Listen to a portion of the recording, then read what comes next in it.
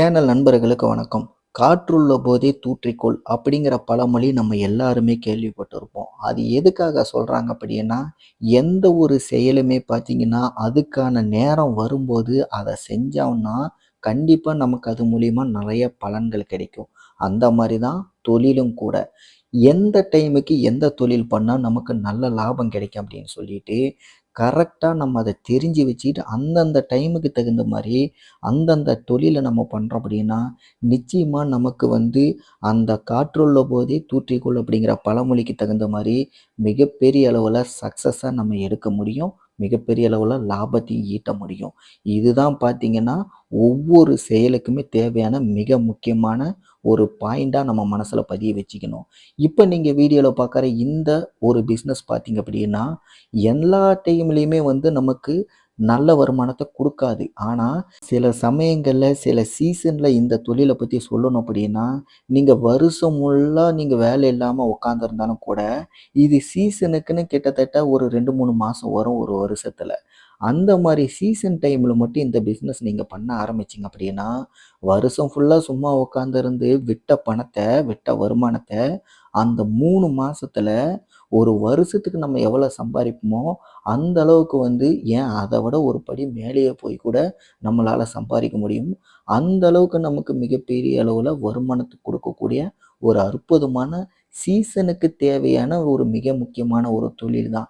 ஏன்னா, இது ஃப்ரெஷ்ஷா வர்றனால, நமக்கு இது சீசன்ல மட்டும் தான் பண்ண முடியும். இத தவிர்த்துட்டு எல்லா நாளுமே நீங்க பண்ணணும் அப்படின்னா, அதுக்கு நீங்க என்ன பண்ணணும், பொக்கே ஷாப் மாரி தினமும் ரன் பண்ற மாரி ஒரு மிக முக்கியமான பெரிய சிட்டிகள்ல நீங்க வச்சீங்க அப்படின்னா, இந்த பிசினஸ் எப்பவுமே உங்களுக்கு ரன் ஆகும். ஆனா, பெரிய லெவல்ல பண்ணக்கூடாது. நார்மலான ஒரு லெவல்ல தான் நீங்க பண்ணணும். இப்ப நீங்க வீடியோல பார்க்குற இந்த பூக்கள் எல்லாமே ஒரு பண்டலோட மினிமம் ரேட்டே பார்த்தீங்கன்னா, கிட்டத்தட்ட ரூ. 150ல இருந்து அதிகபட்சமா ரூ. 1000 ரூ. 1500 வரைக்கும் கூட போற அளவுக்கு இருக்கு. ஆனா, கிட்டத்தட்ட ரூ. 150ல நீங்க ஒரு பூ வாங்குனாலும் கூட, அதுலயும் மல்டிபிள் கலர் நெறைய இருக்கு.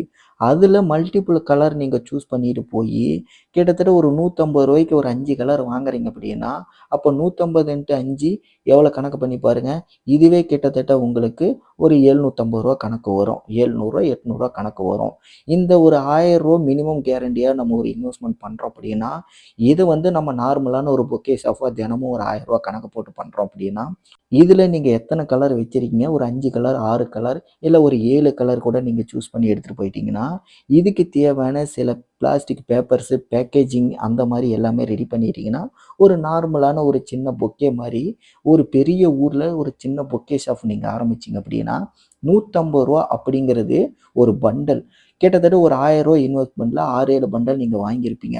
இதிலிருந்து ஒவ்வொரு பூவையும் எடுத்து நீங்க ஒரு கலர்ஃபுல்லான ஒரு பொக்கேவா நீங்க தயாரிக்க போறீங்க. அதுக்கு நீங்க பேக் பண்றதுக்கு இப்ப நீங்க வீடியோல பார்க்குற மாரி, அதுக்குன்னு சில மெட்டீரியல் எல்லாம் இருக்கு. அதனோட இன்வெஸ்ட்மென்ட் ஒரு குறைந்தபட்சம் ஒரு ரூ. 10லேருந்து அதிகபட்சமா ஒரு ரூ. 20, ரூ. 30 தான் வரும்.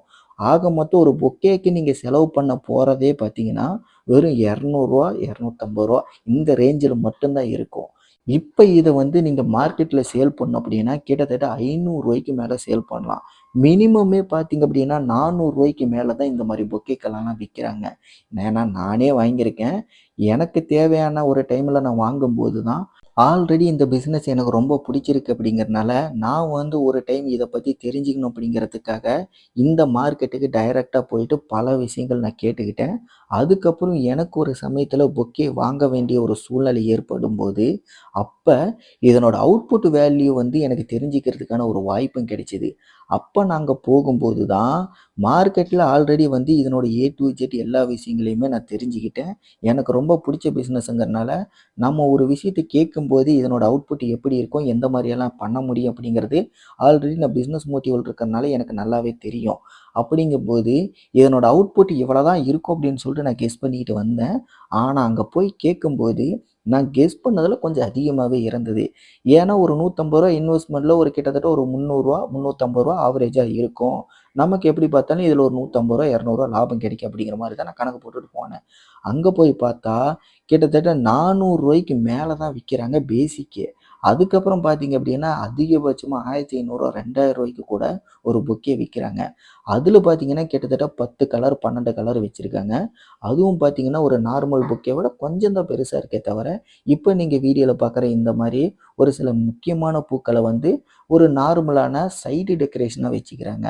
முக்கியமான மெயின் டெக்கரேஷனா பார்த்தீங்கன்னா, ரோஜா பூக்கள் இப்ப நீங்க வீடியோல பார்க்குற இந்த கலர் பூக்கள வந்து வச்சுக்கிறாங்க.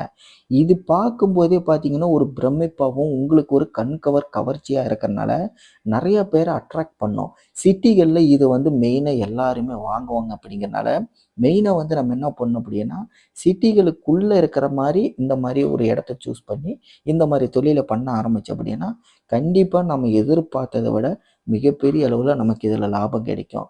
அந்த சமயத்துல தான் எனக்கும் ஒரு விஷயம் புரிஞ்சுது. ஏன்னா, நாம வந்து சீசனுக்கு தகுந்த மாரி ஏதாவது ஒரு பிசினஸ் பண்ணணும்னு நினைச்சோம் அப்படின்னா, இந்த பிசினஸ் எடுக்கலாம். ஏன்னா, இது வந்து பார்த்தீங்கன்னா, வருஷத்துல 3 மாசம், 4 மாசம் வேலை செஞ்சாலே போதும்.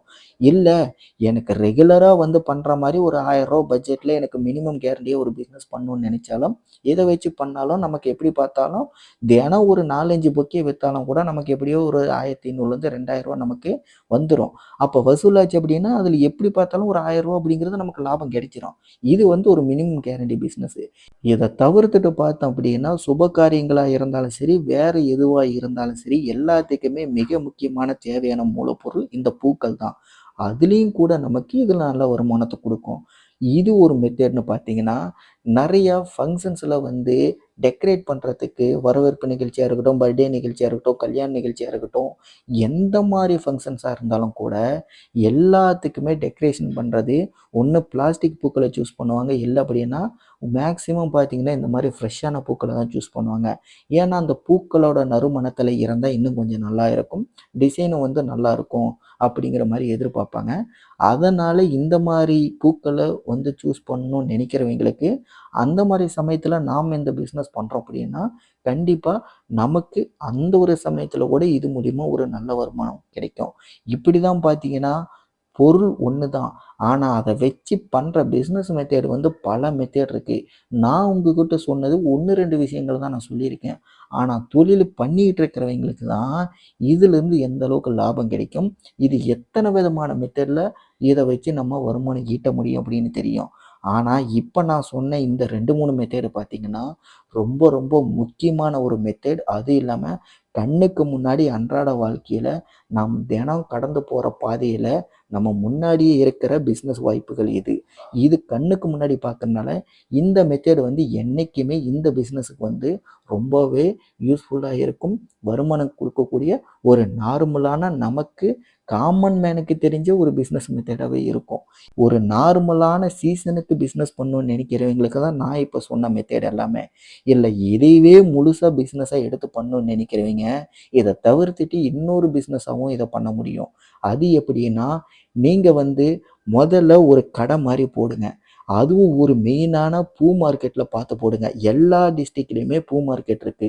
அந்த மாரி இடத்துல ஏதாவது ஒரு வாடகைக்கு இடத்த புடிச்சு, கண்டிப்பா ஒரு பூக்கடைய போடுங்க.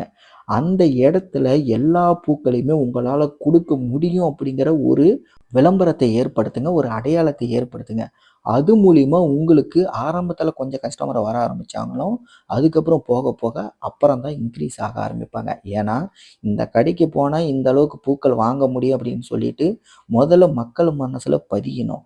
அதுக்கு கொஞ்சம் காலதாமதங்கள் எடுக்க தான் செய்யும். அது எல்லாம் கடந்து வந்துட்டீங்க அப்படின்னா, உங்க இடத்துக்கு வந்தோம் அப்படின்னா, எல்லா டைம்லயுமே பூக்கள் வாங்க முடியும். அதே மாரி நம்ம சைட்ல கிடைக்காத இந்த மாரி பூக்கள் எல்லாமே வந்து இந்த நபர்களால இந்த கடை மூலியமா நம்மளால வாங்க முடியும். அப்படிங்கிற ஒரு எண்ணத்தையும், ஒரு விளம்பரத்தையும் நீங்க ஏற்படுத்தணும். அப்படி பண்ணுனா மட்டும் தான் இந்த பிசினஸ் மூலியமா உங்களுக்கு சீசன மட்டும் இல்லாம, மத்த சமயங்கள்லயும் உங்களுக்கு நல்ல வருமானம் கிடைக்கும்.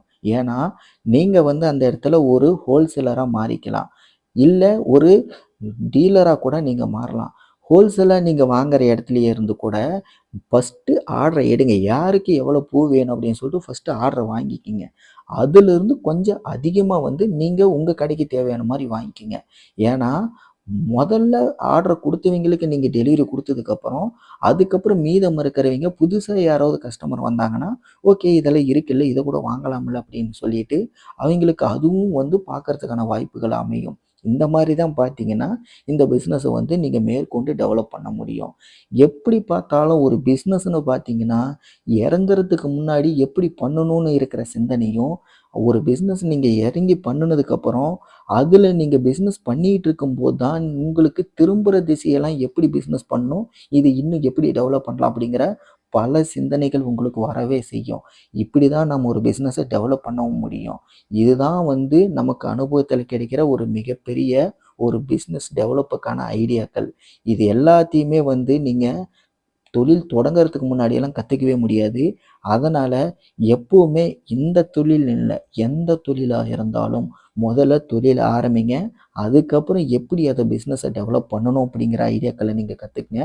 அது மூலியமா உங்க பிசினஸ நீங்க டெவலப் பண்ணுங்க. இந்த வீடியோவ நீங்க கடைசி வரைக்கும் பார்த்திருந்தீங்கன்னா, இத பத்தின மாற்று கருத்துக்களோ, இல்ல சந்தேகங்கள் எதுவா இருந்தாலும் மறக்காம கீழ கமெண்ட்ல தெரியப்படுத்துங்க. இதே மாரி பிசினஸ் வீடியோஸ் பார்க்கணும் அப்படின்னா, நம்மளோட சேனல சப்ஸ்கிரைப் பண்ணுங்க. அடுத்த வீடியோல உங்கள சந்திக்கிறேன். நன்றி, வணக்கம்.